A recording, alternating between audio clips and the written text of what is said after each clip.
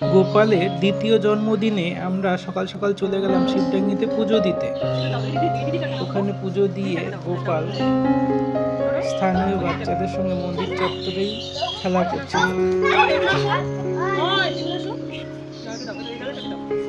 আজকে ওর জন্মদিন তো, তাই তোদের সবাইকে দিচ্ছে।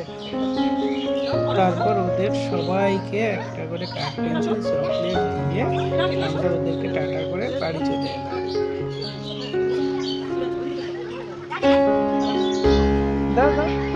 ওদের সাথে গোপাল খুব মজা করেছে।